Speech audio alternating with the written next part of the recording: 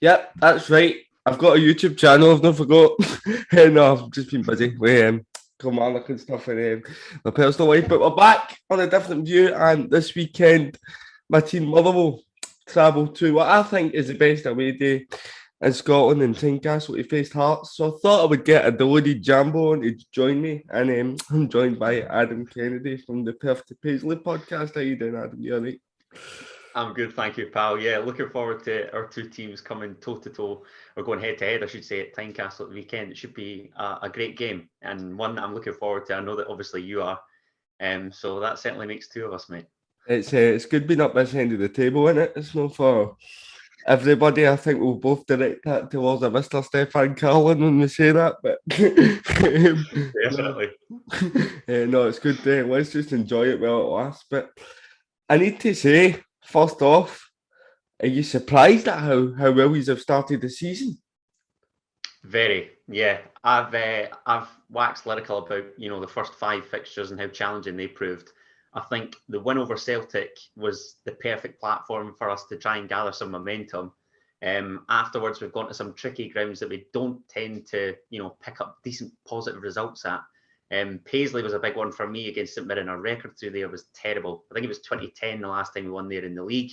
2012, obviously, the last time we won there en route to winning the cup and whatnot. So yeah, that was a big one. The only kind of disappointments that I've had really are Hearts resting on their laurels in some matches. I think the Aberdeen game was probably the most noteworthy one, and particularly when I see how they've started the season, and really the Derby draw against Hibs. That's the only major disappointments that I can think of. Ross County up at Dingwall is always a tricky test as well, but I don't know. I feel as though that was perhaps not as damaging as the other two, particularly given that we were at home. I think you've got to look at going up to Dingwall, and it's a difficult place to go into. It's always good to at least get something up there. But I definitely agree with you in terms of the Aberdeen result. I don't know. I don't know what's caused their start to the season. It's been quite a crazy week, hasn't it? It So far. has. I don't think we are kind of the perfect case study. I think you could give, a couple examples. Motherwell obviously being one, Dundee United, I think, being another. Um, yeah, it's just mental. And I think the signings that we've brought in, Hearts have always tended to go for quantity over quality. And I think it's vice versa now with a few additions, but a few additions that seem to have taken us or the squad to the next level. Yeah, yeah. And what do you put this resurgence under Robbie Nielsen down to? Because obviously there was that shock result in the Scottish Cup against Baroda last year. Sorry to bring that up. I'm not trying, Not at all, but mate. but since then, he's kind of a petered out towards the winning the championship. But what's caused this spark at the start of the season? What do you put it down to? I think potentially the change of shape. I think John Suter came back toward the end of the championship season, and I think once he came back, we didn't concede a goal toward the end of that season, which was maybe kind of the perfect preseason, if you know what I mean. It was a decent run of games to get him back. Then he's got a preseason under his belt, and now he's part of a 3-4-3 formation, which is like nothing I've ever seen Hearts opt for week by week. But him coming back into the equation, I think, is absolutely massive. Craig Halkett looks a lot better in a back three than he does a back four. Yeah. And we've got a little bit of pace on the counter and whatnot. We've got quality in the wide areas, a talisman that actually receives decent service now in Liam Boyce.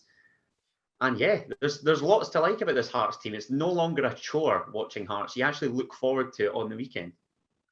You obviously mentioned the back line there, players like Craig Halkett, but one that I'm interested in is John Suter because he was out for a long, long period of time last season. He's come back into the fold, and your defensive record's phenomenal. He's conceded 5 goals in the week, 2 of them at home. So I'm surprised that he's not in the Scotland squad. Are you, particularly with the latest announcement? I am, yeah. I think with Scotland playing a back three as well, I think he's ideal. I don't think there's another real ball playing centre half like him in the country. But from a selfish point of view, I'm actually delighted that he's not involved in the Scotland setup because it means that he should be fresh every week for us. It's a terrible thing to say, but when I actually break it down, if there's, less risk of him getting hurt, then I'll gladly see him perform for Hearts on a week-by-week basis rather than for the national team. I think if he were to earn a big move, which has been, on the cusp for several years now, it's only a matter of time before he is involved in the Scotland setup. And then I can go back to actually admiring him for the national team and not worrying about, injuries and whatnot. Yeah, I think it's good that you touch on the selfish point of view there, because when you are up this end of the table, you're doing well. Obviously, you've experienced it before where you had that run under Craig Levein with the first 11 games. I think he's won unbeaten. But there's just a kind of a sense for me that I'm just waiting for it all to end. Oh, I know the feeling all too well. You could even hark back to George Burley 2005-06, and then Romanov gives him the bullet. And then it was still a decent season. We obviously finished second and won the Scottish Cup, but there's still a little part of you that just thinks what could have been had nothing gone wrong. I think there was an injury to Stephen Naismith in that season, wasn't there? And that kind of that kind of a scuppered, but no, there's one player that I think the arrival this season, because I always thought that Hearts were pretty weak in midfield. I thought that was always one of the issues, but I have to say the arrival of Benny Beningame from Everton has been, I think, a revelation for you guys this season. He's an absolute Rolls Royce of a midfielder, and to get him on a 3-year deal, I was surprised when you told me that. I honestly thought he was on loan. I'm not going to act like I knew myself before coming into this, but a 3-year deal. I'll be amazed if he sees out a year or two, mate. He's absolute caviar. I know, and again, it's harping back to the quality over quantity. I think lots of Jambos, their scepticism arrived when they saw that he was pretty injury prone, as that's obviously a common occurrence as soon as you pull on that maroon jersey. But yeah, just looks a real find, and I've dubbed him the greatest footballer that I've ever seen on the Perth to Paisley podcast, and for good reason. That's a big compliment coming to a Hearts fan, because Hearts have had some great players over the years. They've had some duds as well, though. Just thought I'd throw that in. But no, they've had some. We certainly have. really good players. So I'm really interested in what I think is going to be key to winning the game on Saturday is the battle between him and Callum Slattery. From Motherwell, he's took over that David Turnbull role, if you like, that creative spark from the middle. So. How important do you think that battle? Weekend, I've got to say. How important do you think that battle is going to be on Saturday? Massive, and I also look at Motherwell as an outsider, and the front three are giving me the heebie-jeebies. I've got to be honest. Kane Woolery looks really good. Tony Watt obviously didn't work out at us, and the way that these things tend to work is if it didn't work out at a former club, chances are they're going to bag for their current club. Big Van Veen as well looks a real cult hero. I have actually heard comparisons to Louis Moult. I think that's a bit early days because Louis Moult was a phenomenal player. But yeah, I think in the attacking areas, Motherwell can certainly hurt us. The midfield battle will be interesting. Cammy Devlin made his Tynecastle debut at the weekend and starred in the 3-0 win over Livy.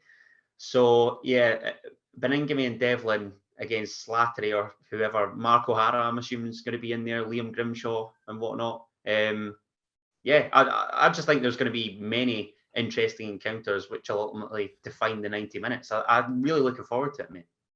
Yeah, I am as well. As I say, Tynecastle was my favourite away day of the season, so it's going to be brilliant. But what have you thought of Motherwell under Alexander this season? I think that the Premier Sports Cup group was obviously disappointing.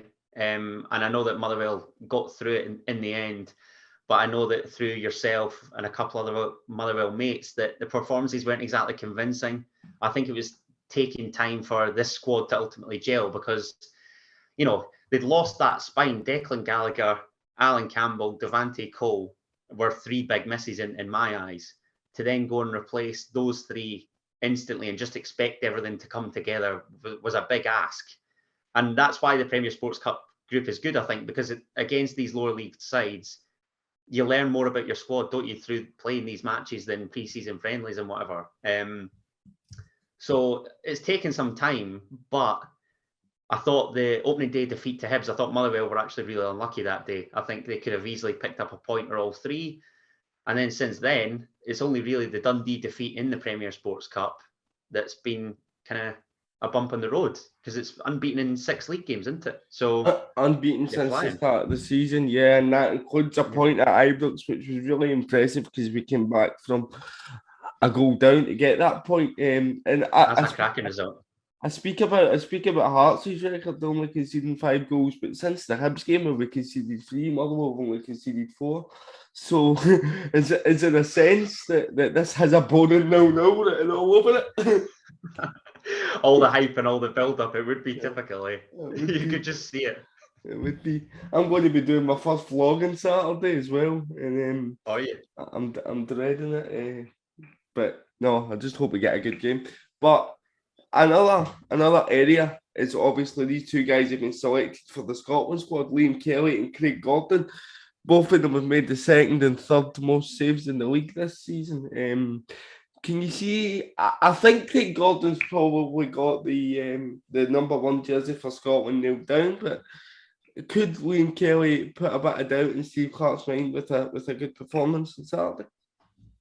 Yeah, I don't see why not. I think Liam Kelly's been on the scene for a good couple of years now, hasn't he? I think initially at Livingston, then earned his move to QPR, and obviously that hasn't worked out, and he's back up the road. I think he's a great signing for Motherwell, and he's definitely one of the Wells' better players. And speaking as a Hearts fan, the last time that we were in the Premiership, you need only look at our goalkeeper selections, and now I know just how vital a goalkeeper is. So I think competition for places is always healthy.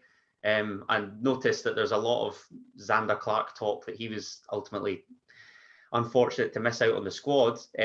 But if you had either Craig Gordon or Liam Kelly, I don't think you could complain. Kelly could and probably should be the heir to Craig Gordon's throne, but we'll wait and see. I don't know. I just think with age we should be bringing these younger players through. I don't know, but I think the reason with that, I know we're going off a wee bit of tangent. This is a Hearts v Motherwell preview, but I think that Steve Clarke he said, hasn't he, that he doesn't like bringing in too many players at once. He likes to keep that kind of a club feel. So maybe that's the reason why we're not seeing the likes of John Souttar, and I think the boy Ramsey for Aberdeen, he's one for the future as well. But it's a reason that we're not seeing a lot of these guys. I'd actually also said about Tony Watt, because he's in fine form as well for you lot. But again, it leads back to that selfish angle. Do you really want Tony Watt going away, probably not featuring for Scotland? I don't see why you would. So on Saturday, I know you've played Celtic at home, but do you think this is Hearts' biggest test of the season so far? It's definitely up there, given how well you've started. Look, we've played Celtic, Hibs, Aberdeen, the supposed kind of best of the rest. But in terms of a side that's in red hot form, this is going to be tough. I don't think it's going to be. I don't think it's going to be. It'll be tight. It might be the odd goal that now we've built it up to such a degree, but I could easily see Motherwell walking away with something. I really could, just given the start of the season. So I don't know how it's going to go, mate. I really don't. So I'm going to push you, right? On Saturday, what is your score prediction? Oh, Heart says 2-1. Head says 1 each. Mm-hmm.